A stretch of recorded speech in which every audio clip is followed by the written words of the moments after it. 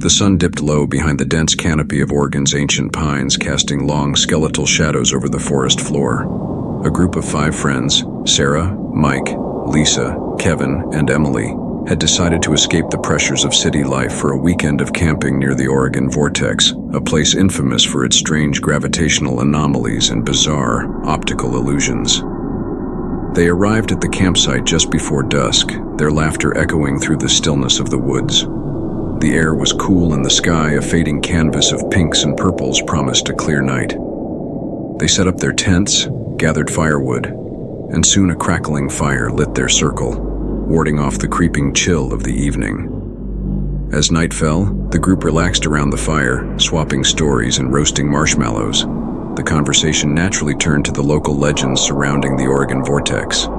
Kevin, always the skeptic, scoffed at the tales of compasses spinning wildly and objects appearing to roll uphill. "It's just an optical illusion," he said, shrugging.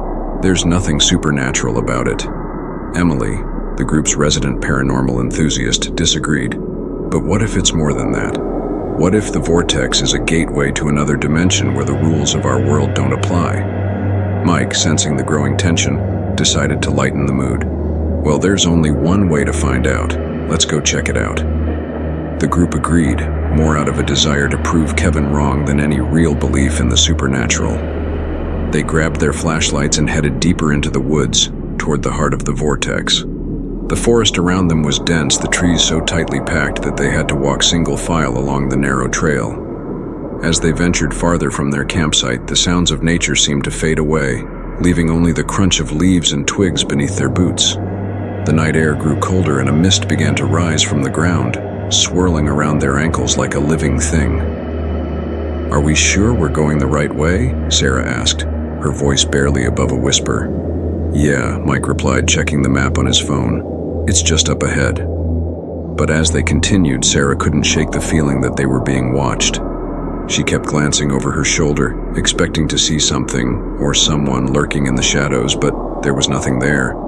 The others seemed oblivious, lost in their own thoughts or conversation, but Sarah's unease only grew with each step. After what felt like an eternity, they finally reached the clearing where the vortex was said to be strongest. An old weathered sign stood at the edge of the clearing, its letters faded but still legible. "Welcome to the Oregon Vortex."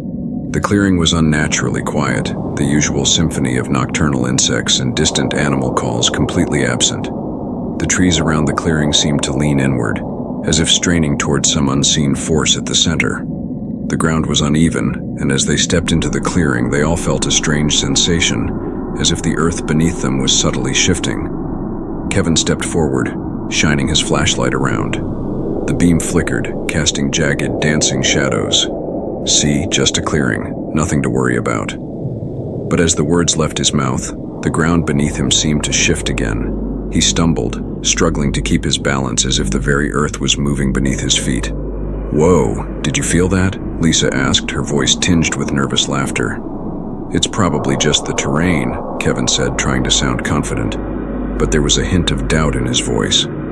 Emily knelt down, picking up a small rock. She held it out in front of her, then released it. The rock didn't fall straight down.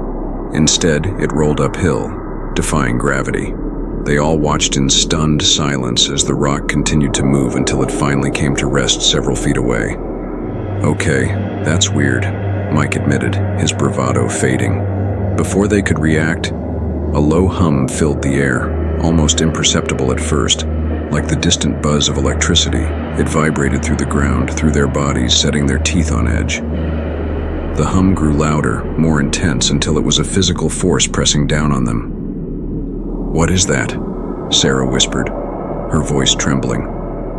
Kevin shook his head, his skepticism replaced by fear. "I don't know, but we need to get out of here." But before they could move, the ground beneath them seemed to ripple like water, distorting the landscape around them. The trees at the edge of the clearing bent and twisted, their forms warping as if viewed through a funhouse mirror. The moonlight struggled to penetrate the thick canopy, and the shadows seemed to twist and warp unnaturally around them.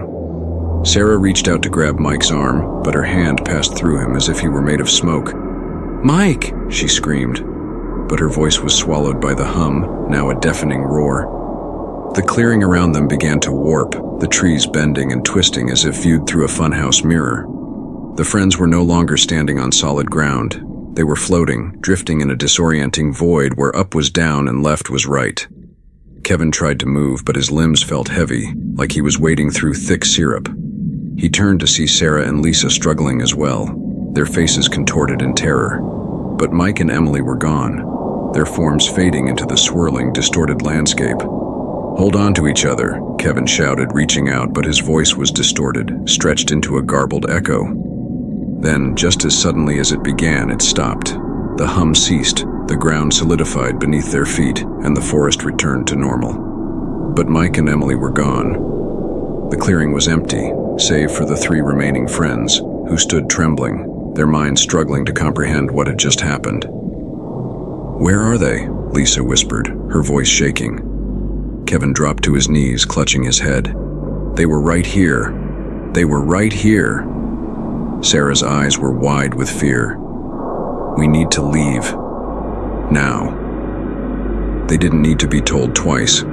The 3 of them ran back through the forest, not daring to look back, not stopping until they reached their campsite. But when they arrived, something was wrong. The fire was out, the tents were gone, and the sky above them was no longer night. It was the pale early light of dawn.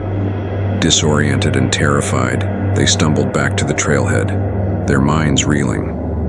When they reached civilization, they tried to explain what had happened, but no one believed them. The search teams found no trace of Mike or Emily, and the authorities chalked it up to a tragic accident, the friends' memories distorted by fear and exhaustion. But Sarah, Kevin, and Lisa knew better. They had stepped into something beyond their understanding, a place where the rules of reality didn't apply. And though they had escaped, they knew the OREGON vortex had taken something from them, something that could never be returned. As the days turned into weeks, the remaining friends struggled to return to their normal lives. But the memories of that night refused to fade. Sarah found herself unable to sleep, haunted by nightmares of the forest and the strange warping clearing.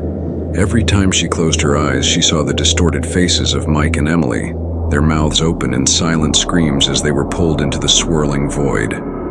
Lisa began to withdraw from everyone, plagued by an overwhelming sense of guilt. She would sit for hours, staring at the wall, replaying the events of that night over and over in her mind, trying to find some explanation for what had happened. But the more she thought about it, the more elusive the answers became, until she was left with nothing but a gnawing fear that she couldn't shake. Kevin, the once confident skeptic, was now a shell of his former self. He became obsessed with the OREGON vortex, spending every waking moment researching the area and its strange phenomena. He scoured old newspapers, interviewed locals, and even ventured back to the forest alone, desperate for any clue that might help him understand what had happened to his friends. But the more he learned, the more he realized how little he knew. The stories of the vortex were as old as the land itself. Tales of strange disappearances, inexplicable events, and forces beyond human comprehension. Some said it was a gateway to another dimension. Others claimed it was a place where the laws of physics broke down. But no one could offer a definitive explanation, and Kevin's search only deepened his fear. One night, months after the incident, Sarah, Lisa, and Kevin met at a small diner on the outskirts of town. It was the first time they had seen each other since that night in the forest, and the reunion was tense, the air thick with unspoken fear. "We have to do something," Kevin said, his voice hoarse. "We have to go back."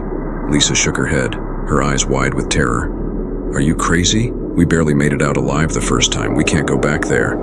"But we have to," Kevin insisted. "We need to find out what happened to Mike and Emily. We can't just leave them there." Sarah stared down at her hands, her mind racing.